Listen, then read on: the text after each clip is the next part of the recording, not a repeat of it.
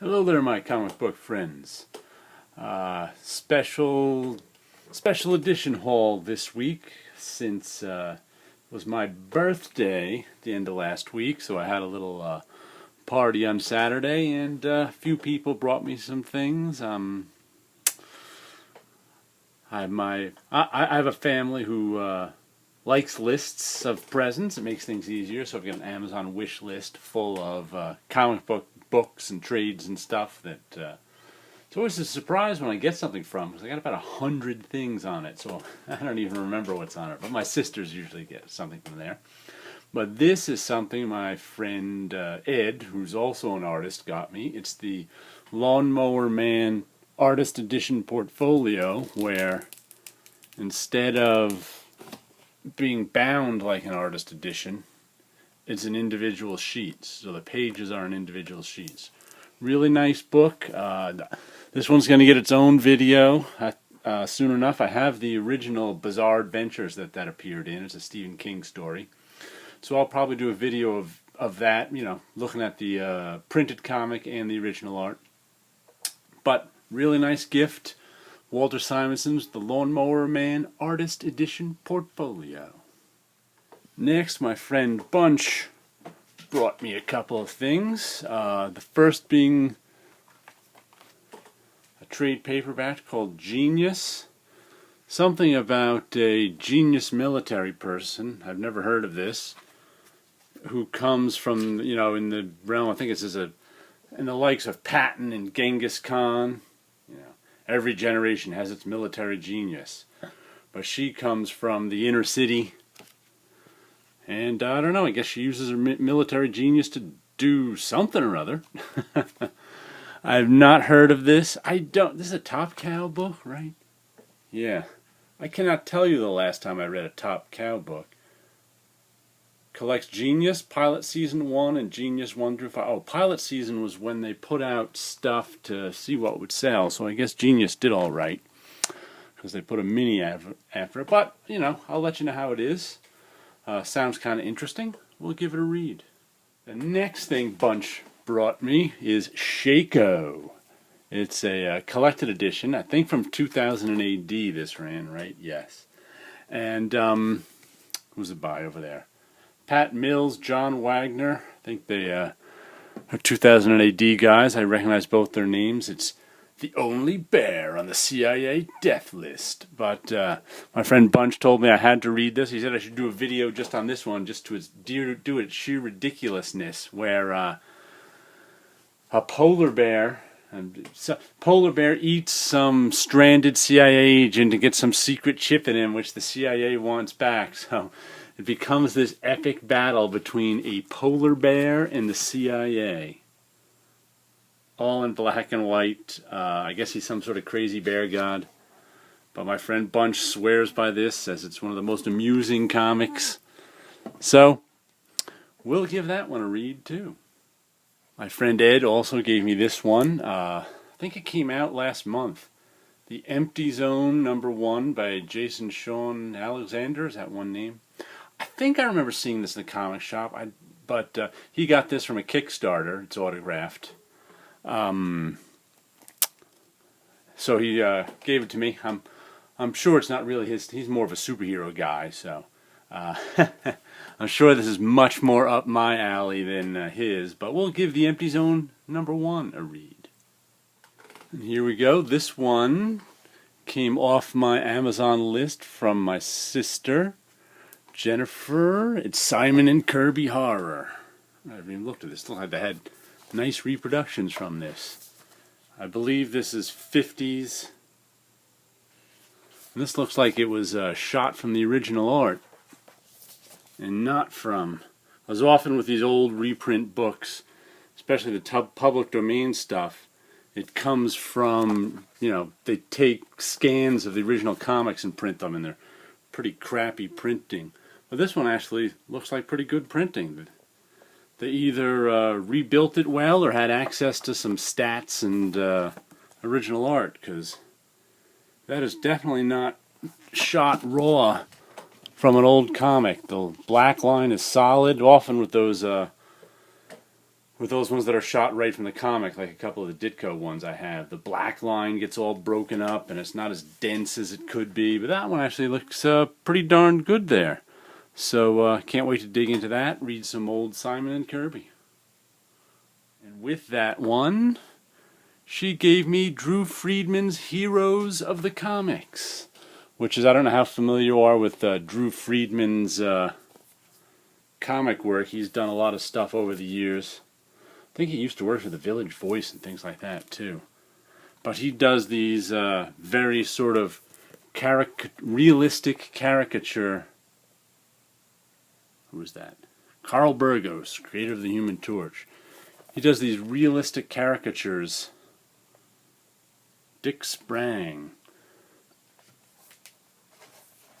And so, whoops, this book is just filled with John Severin, was that Harvey Kurtzman, Dave Berg, just his portrait, was it Booty Rogers, I'm not sure what kind of, I've never heard of him, but very nice portraits, Karl Barks, and little bios of all the famous people in comics. He just does, Drew Friedman, he just does such a wonderful job. You really have to like his style. It's just nuts. The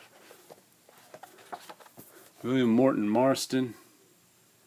Like I said, he's got a caricature but a realism to his style. That's Dick Sprang again, Al Feldstein, and they're all taken from photos, of course. Matter of fact, I recognized the one of George Roussos as his Wikipedia photo. But excellent book. Can't wait to dig into that, and learn a little bit more about the heroes of comics. Then my other sister Jody got me Astro City Victory. I'm not sure what volume this is. This might be I used to collect Astro City in the comics. Then years ago, started collecting it in the hardcovers. Then I kind of, with this latest Astro City, I guess it was with Vertigo now, I kind of stopped collecting it all together, but I've been putting the hardcovers on my wish list. I guess it doesn't even matter what volumes they are anymore. They're just individual stories, but everybody's probably a little bit familiar with Astro City. It's, sort of hyper-realistic superhero stuff. Excellently written and drawn. It's usually Kurt Busiek is the writer. It's Brent Anderson who's the artist. Alex Ross does all the covers, so you can do all this hyper-realistic superhero stuff. But I haven't read Astro City in a few years. I'm going to eventually collect all of them from the Vertigo series, but this is the first one I got, and Astro City's always solid, so I'm sure this one will be. And next we have Power Girl Power Trip.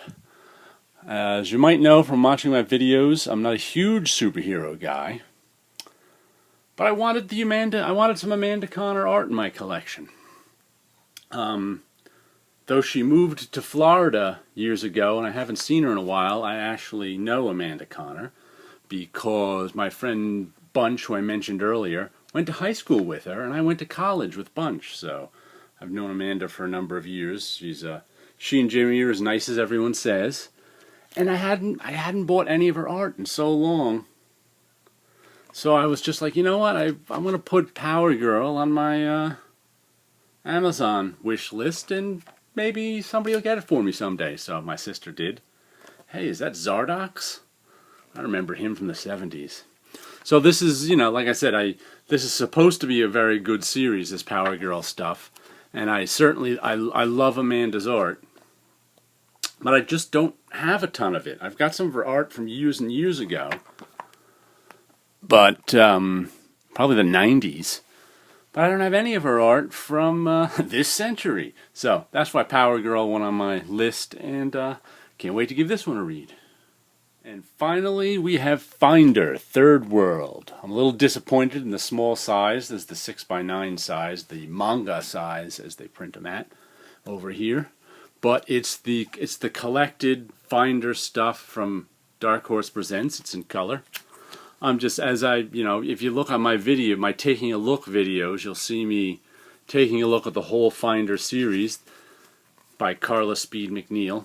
And this is just one of my favorite series of all time. I think Carla Speed McNeil is a great writer, a great artist, and she does a great job with Finder. This is a story where Jaeger, her original main character, is back and working in the big city, I guess you'd call it, and getting into all sorts of hijinks. But I guess Finder, one of my favorite series of all time, and I will buy anything Carla Speed McNeil does. Lastly, we'll give you a look at my background art. This is a print I made. I can only see you clearly in my dreams. Was it back in 2011? All blue. Just sort of a simple profile face. This one was, drawn in pencil and paper, and then colored on the computer. You see all these lines here and all these little triangles are actually done in Illustrator. Same with the background circles. It's only the black line that I actually drew on pencil and paper. The rest of it is drawn in the computer, which I do sometimes. One of my simple graphic drawings is showing off, nothing incredibly complex about that one, but I like simple. And here is one of my street photos where I put masks on everyone. These are just random people I found. I think this is also from 2011. With bits and pieces of New York City in it. This is down in New York City in Bryant Park. That's Tarrytown train station, I believe. Across the river. And the people, the 4 people doing our slow motion walk there, all have colored masks on. That was a lot harder to do than I thought it would be. I thought it would be a fairly simple process because I draw faces and draw masks all the time, and I work on photos all the time, but for some reason it was remarkably hard to get the masks just how I wanted them on those faces. It took a little doing. At first I tried drawing them right on the computer, but then that didn't work, so I had to draw the faces and print them out, and then draw the masks over the faces that I printed out, and then scan the masks back in and color them. I thought it was a simple idea with a simple process, and it turned out to be a simple idea with a complicated process. But anyway, there's the stuff I got for my birthday, so you guys all have a good one, and I'll see you on New Comic Book Day.